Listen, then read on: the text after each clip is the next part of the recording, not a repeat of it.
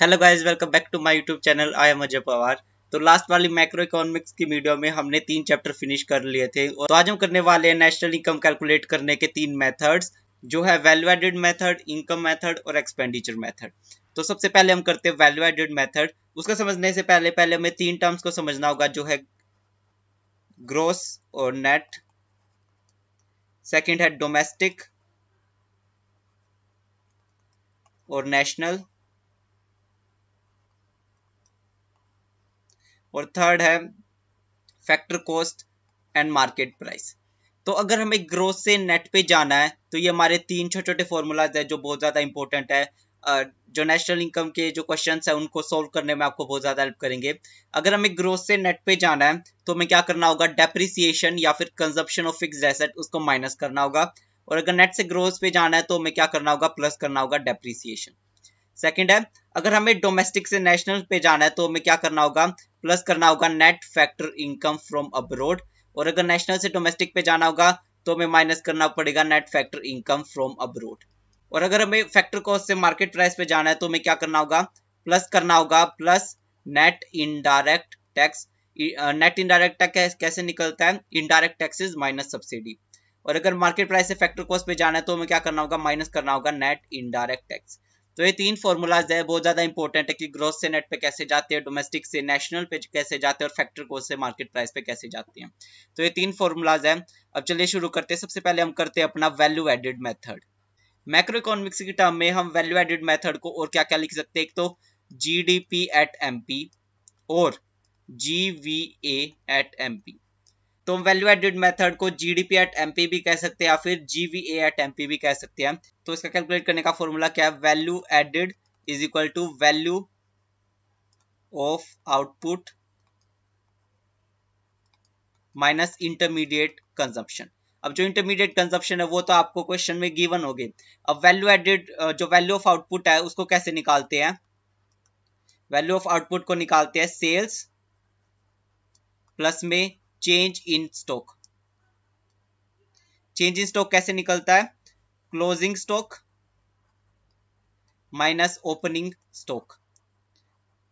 अगर आपको change in stock नहीं दिया तो आप जो क्वेश्चन में क्लोजिंग स्टॉक दिया होगा और ओपनिंग स्टॉक दिया होगा, तो क्लोजिंग स्टॉक में से अगर आप ओपनिंग स्टॉक को माइनस कर दोगे तो आपको क्लोजिंग स्टॉक मिल जाएगा। और सेल्स का निकालने का बहुत इजी फॉर्मूला है, वो है प्राइस ऑफ गुड इनटू में क्वांटिटी। अगर price of good into quantity कर दोगे तो आपके पास सेल आ जाएगा।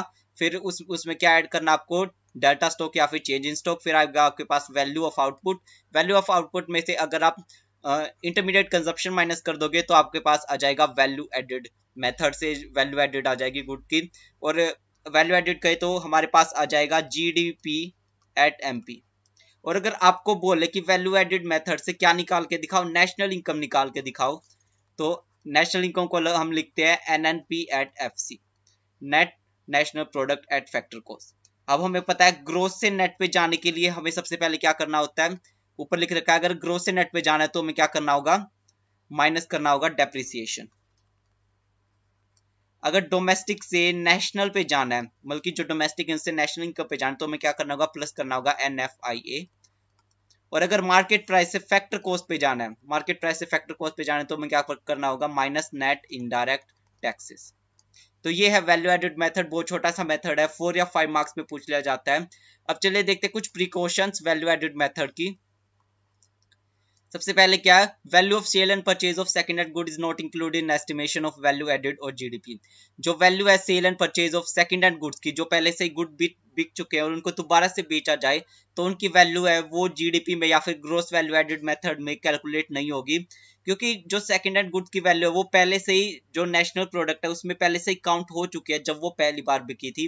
तो दोबारा दोबारा हम एक गुड को काउंट नहीं करेंगे, उससे क्या होगा, उससे एक प्रॉब्लम खड़ी हो जाएगी, डबल काउंटिंग ऑफ फॉन्ट, मतलब एक गुड्स को 2 बार काउंट कर लिया जाएगा। उससे क्या होगा, गुड्स तो चेंज नहीं होंगे बट जो हमारी जीडीपी है वो इंक्रीज होगी, जो कि हमारे लिए कोई काम की नहीं होगी। इसलिए हमें सेकंड हैंड गुड्स की वैल्यू इंक्लूड नहीं करनी है। सेकंड है, commission earned on account of sale and purchase of second hand good is included in the estimation of value added। जो कमीशन अर्न किया है, मान ली किसी बंदे ने सेकंड हैंड गुड को बेच दिया और उसके ऊपर उसको कुछ कमीशन मिला, तो वो क्या होगा, वो ऐड किया जाएगा वैल्यू एडेड मेथड में। क्यों, क्योंकि commission is a reward for the services rendered. क्योंकि कमीशन पहली बार मिला और ये क्या, ये जो उसने सर्विसेज दी है उसका रिवॉर्ड है। इसलिए जो कमीशन है उसको काउंट कर लिया जाएगा। थर्ड है imputed value of production for self consumption is taken into account. Imputed value मतलब वो वैल्यू गुड की जो प्रोडक्शन, वो वैल्यू ऑफ प्रोडक्शन जो कि सेल्फ कंजप्शन के लिए की गया, मतलब कि किसी भी गुड की प्रोडक्शन जो सेल्फ कंजप्शन के लिए की गई है तो वो टेकन इनटू अकाउंट, मतलब वो जो वैल्यू एडेड मेथड है उसमें ली जाएगी। क्योंकि जो भी गुड्स आप प्रोडक्शन के लिए या फिर जो भी गुड आप प्रोड्यूस करते हो सेल्फ कंजप्शन के लिए, वो एक टाइप से क्या है, वो एक टाइप से ऐसे प्रोड्यूस करते हो जैसे कि आप मार्केट के लिए प्रोड्यूस कर रहे हो, तो उन दोनों में कोई डिफरेंस नहीं है। इसलिए जो उसकी वैल्यू है वो भी आप वैल्यू एडेड मेथड में काउंट करोगे, मतलब कि जो आप खुद की कंजप्शन के लिए गुड प्रोड्यूस कर रहे हो वो भी इसमें ऐड होंगे।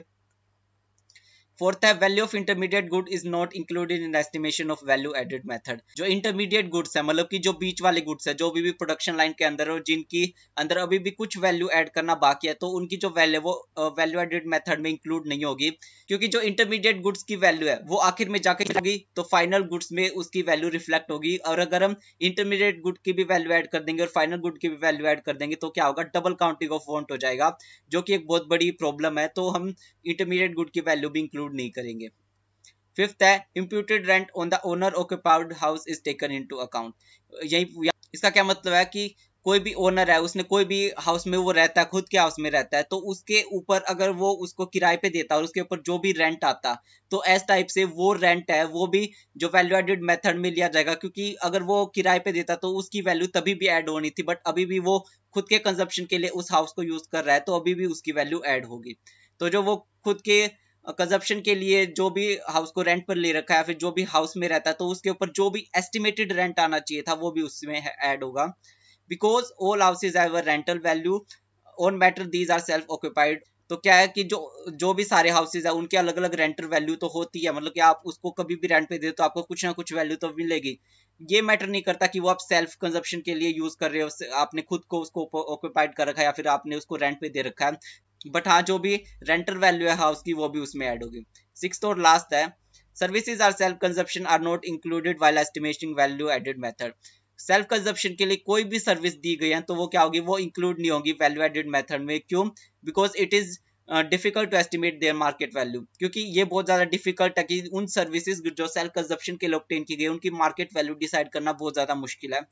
अगर आप सर्विसेज ऑफ हाउसवाइफ, जो हाउसवाइफ की सर्विसेज है, क्या आप उसकी रेंटल वैल्यू निकाल सकते हैं? आप उसकी एस्टिमेटेड मार्केट वैल्यू निकाल सकते हो? नहीं, उसकी आप मार्केट वैल्यू बिल्कुल भी निकाल सकते। तो इसीलिए जो सर्विसेज है सेल्फ कंजप्शन के लिए उसकी जो वैल्यू है वो वैल्यू एडेड मेथड में नहीं ली जाएंगे। ये वाला सिक्स वाला इंपॉर्टेंट पॉइंट है, अलग से ही पूछ लिया जाता है 2 मार्क्स में, तो ये वाला इंपॉर्टेंट है। तो होपफुली आपको वैल्यू एडेड मेथड अच्छी से तरह से समझ में आ गया होगा। नेक्स्ट वाली वीडियो में हम इनकम मेथड करेंगे और उससे नेक्स्ट वाली वीडियो में एक्सपेंडिचर मेथड करेंगे और उसके बाद हम करने वाले हैं इन तीनों मेथड के ढेर सारे क्वेश्चंस। अगर आपको वीडियो अच्छी लगी तो लाइक कर दीजिए। ये वैल्यू एडेड मेथड और जो इसके प्रिकॉशंस है वो बहुत ज्यादा इंपॉर्टेंट है, अच्छी तरह से याद कर लीजिए। अगर चैनल अच्छा लग रहा है सब्सक्राइब कर लीजिए। अगर आपको कोई भी डाउट है तो आप कमेंट बॉक्स में पूछ सकते हैं। Thank you for watching the video.